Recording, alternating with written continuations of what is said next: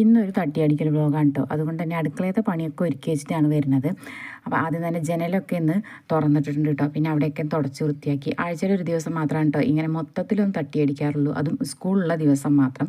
അപ്പോൾ കുട്ടികളൊക്കെ പോയി കഴിഞ്ഞാൽ പിന്നെ നമുക്ക് വേറെ പ്രത്യേകിച്ച് പണിയൊന്നും ഉണ്ടാവില്ലല്ലോ. അങ്ങനെ ജനലൊക്കെ അടിച്ചിട്ട് പിന്നെ അവിടെയും തുടച്ചിട്ട് കേട്ടോ. പിന്നെ അത് അടുത്ത റൂമിലേക്ക് വന്ന് അവിടെ അതേപോലെ ജനലൊക്കെയും തുടച്ച് വൃത്തിയാക്കി. പിന്നെ അത് വാതിലൊക്കെയും തുടച്ചിട്ടുണ്ട് കേട്ടോ.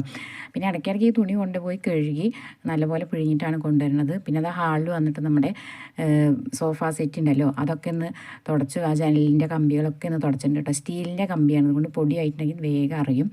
പിന്നെ അതാ നമ്മുടെ മെയിൻ ഡോർ ഉണ്ടല്ലോ, അതൊക്കെ ഒന്ന് തുടച്ച് വൃത്തിയാക്കി. വല്ലാതെ പൊടിയൊന്നും ഉണ്ടാവില്ല കേട്ടോ, നമ്മൾ ആഴ്ചയ്ക്ക് ഇങ്ങനെ ചെയ്യണോണ്ട് തന്നെ.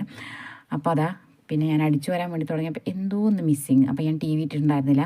അല്ലെങ്കിൽ ഞാൻ എന്ത് പണിയെടുക്കുമ്പോഴും ടി വി ഇട്ടിട്ട് പാട്ടൊക്കെ വെച്ചിട്ടാണ് കേട്ടോ ചെയ്യാറുള്ളത്.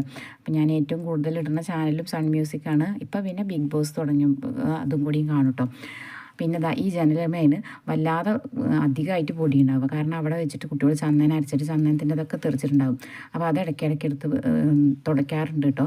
അപ്പോൾ അവിടെയൊക്കെ ഞാൻ തുടച്ച് വൃത്തിയാക്കി. നമ്മുടെ വാഷ് ബേസിൻ്റെ ഈ ഭാഗമൊക്കെ ഒന്ന് തുടച്ചു കേട്ടോ. ഇവിടെ വല്ലാതെ ഉപയോഗിക്കാത്തതുകൊണ്ട് തന്നെ വാഷ് ബേസിൽ ഈ ചന്ദനത്തിൻ്റെയും കുങ്കുമത്തിൻ്റെയും ചെറിയൊരു ഇത് മാത്രമേ ഉണ്ടാവുള്ളൂ. അത് കഴിഞ്ഞ് എല്ലായിടും ഒന്ന് അടിച്ചു വാരിയിട്ട് പിന്നെ തുടയ്ക്കുകയും കൂടി ചെയ്തു കേട്ടോ.